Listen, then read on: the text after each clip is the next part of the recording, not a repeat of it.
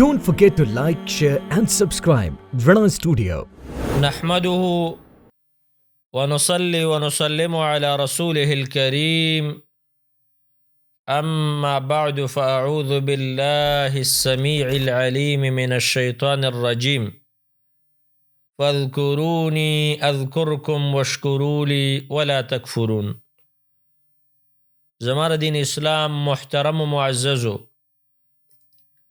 سلسله زمان شروع من جبال الحسنات، د نیکیانو غرونه. زما عزتمندو، د نیکیانو هغه غرونه چې واړه واړه عملونه او رب العالمین په انسان ته د غره قدر اجر ورکوي.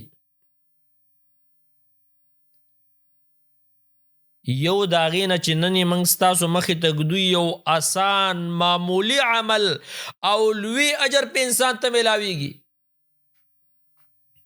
هغه د هر مانځه نه وروسته 33 کرتې سبحان الله، 33 کرتې الحمدلله او 33 کرتې الله اکبر. نو دا څو شولو؟ دا ټول 9 نه وي.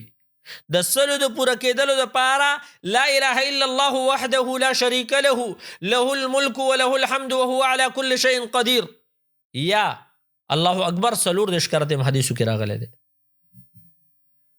الله بستا دومره ګناونه معاف کی اگر که دا د دریاب د زق قدرې د سمندر د زق قدرې ګناهونه دی په الله معاف کی. وړوکی عمل غټ اجر. سوچ وکړه د مونځ نه وروسته لږ کېناستل. زموږ او ستاسو مسلمانانو کې دا صفت نشته. په څنګ سلام ستون شي بیا شاته نه ګوري. جومات کې زړونه تنګي. زما محترمو، الله پیغمبر فرمایلی دي احب البلاد الى الله مساجدها. الله ته محبوب زین مساجد دي، د رب العالمین ته مبغوض زین چې دی هغه بازارونه دي. مسجد کې کېنه، لږ د رب العالمین ذکر کوه.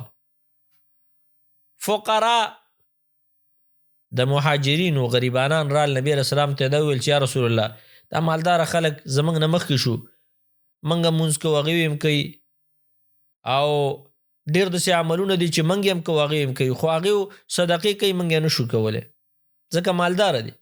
نبی علیہ السلام ورته دا ذکر وروښود. وروسته پې هغه مالداره خبر شو، هغوی هم دا ذکر شروع. هغوی بیا د نبی علیہ السلام پسې رال چې یا رسول الله، هغوی خو دا ذکر هم زده که. نبی علیہ السلام ورته وفرمایل وذلک فضل الله یؤتیه من یشاء.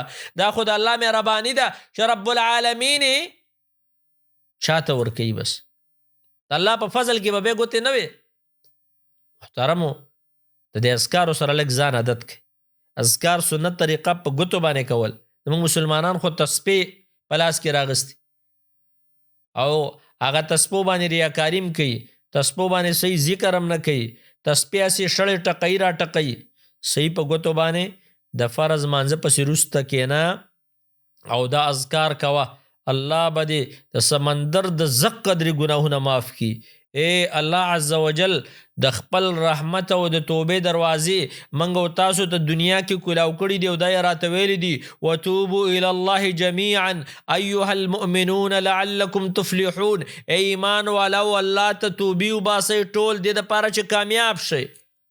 رب العالمین دې موږ او تاسو له توفیق راکړي چې په دې باندې عمل وکړو او نورو مسلمانانو ورونو خویندو ته د دې ترغیب ورکړو چې مسلمانانو د دې فرض مانځه پسې لږ شانتې کښېنئ، لږ اذکار کوئ، ډایرکټ مه پاسېږئ. وصلی الله وسلم علی نبینا محمد صلی الله علیه وسلم. Don't forget to like, share and subscribe. Vrana Studio.